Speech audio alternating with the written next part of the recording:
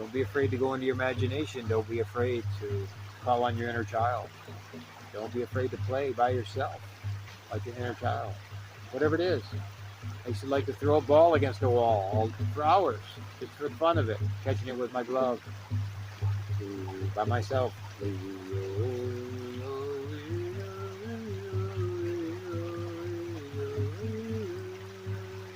I had a lot of friends. I always had friends. I chose friends once I got in school age.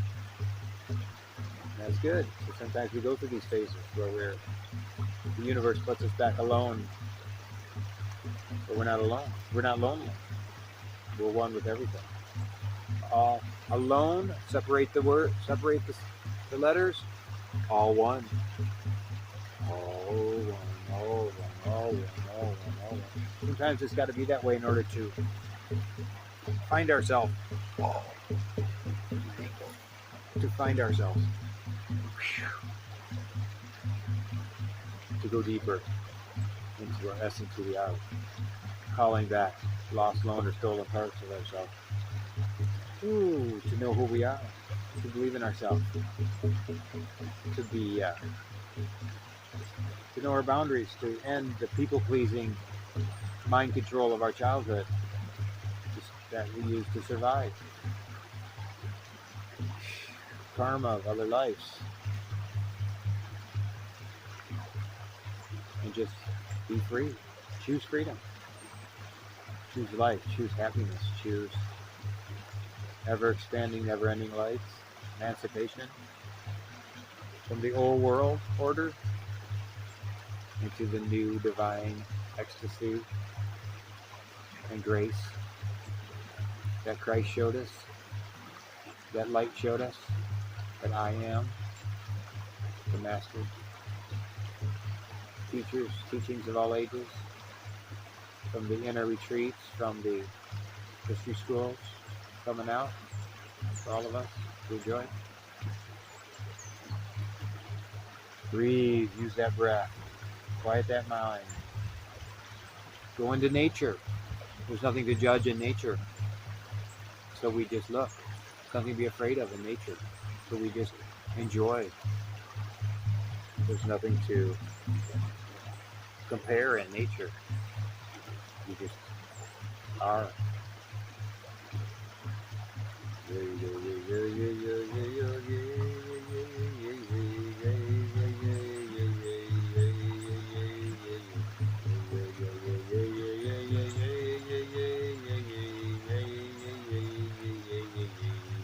The butterflies, the birds, the bees, the trees.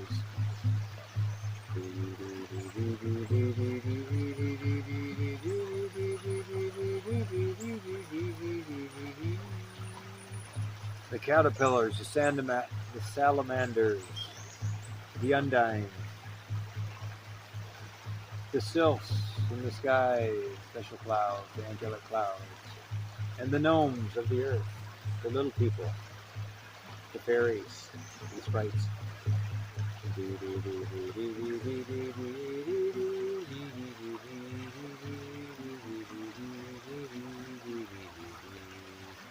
The flowering bushes, the medicine plants, the herbs, the crops of the field,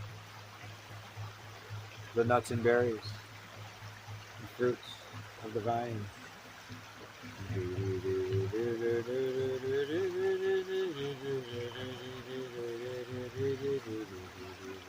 The fishes of the sea.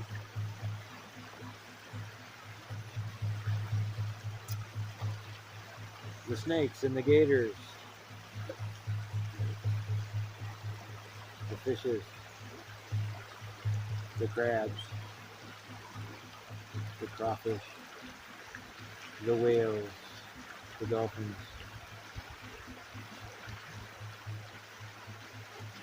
The sea life. The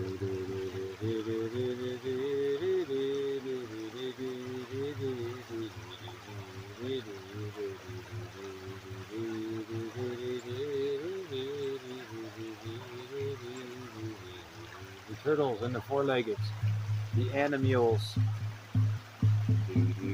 All the birds are coming around me. There's a woodpecker, There's two cardinals.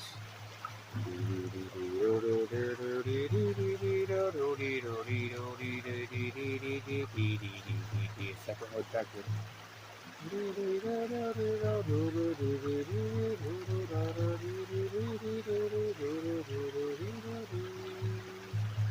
There's even the bugs, the mosquitoes, and the gnats, the flies.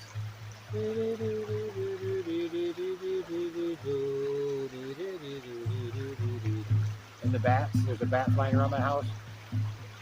A single bat, and I kept telling him I loved him at dusk.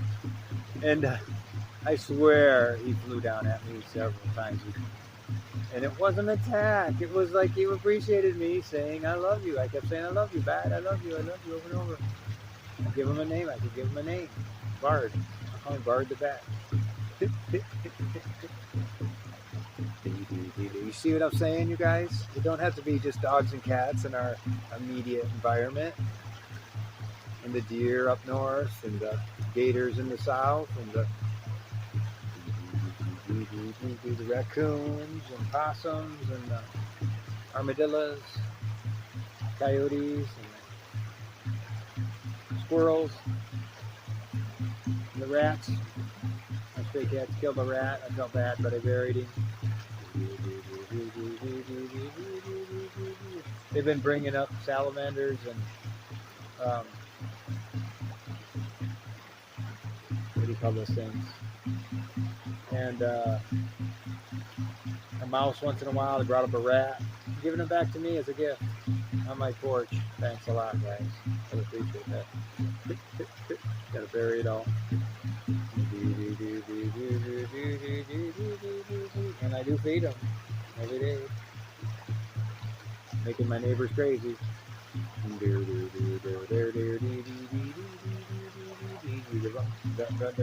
as much my family as their dogs are in their house.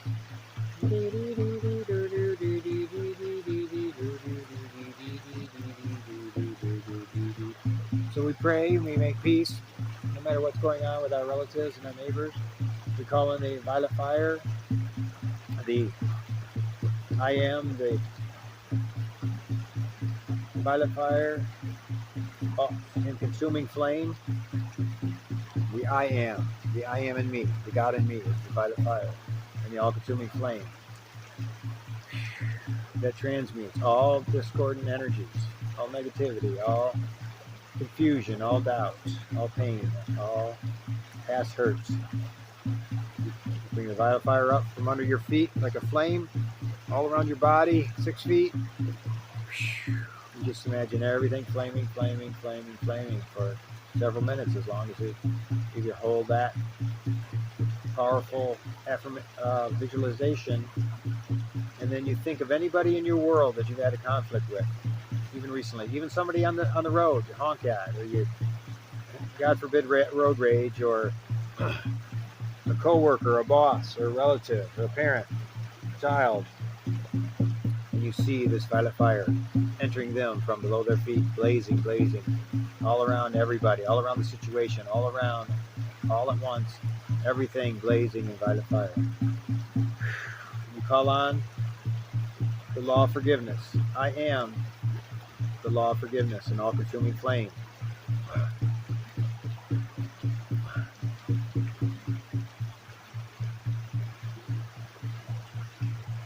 Call on to that consumes and transmutes the cause, the core, the cause and effect, the record and the memory. The core, the cause and effect, the record and the memory. The core, the cause and effect, the record and the memory. Free it all from that which was never meant to be.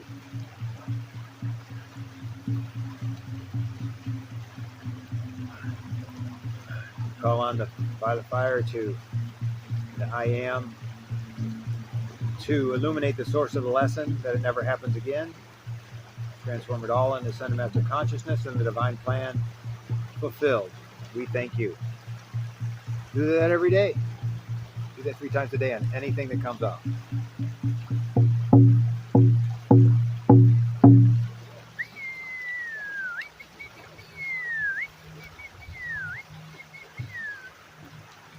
I'll end this meeting with send in the writings. St Germain said when he was still embodied on Earth, one of his many incarnations, when he was first learning or being given or downloaded the violet fire, he said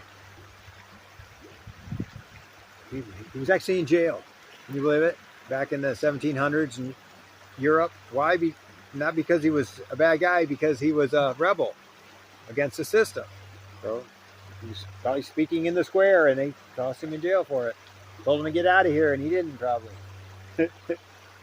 He said he was sitting there, and he had a meditation, a vision, and he saw this from above. He saw this farmer trudging through a field, all these dark clouds, and he looked like he had the weight of the world on his back, and he was just trudging up through his field, up to his house, and he just felt like, I'm going to pray for him, and I'm going to send him this violet ray right now. And so he did it in his visualization, his imagination, his prayer.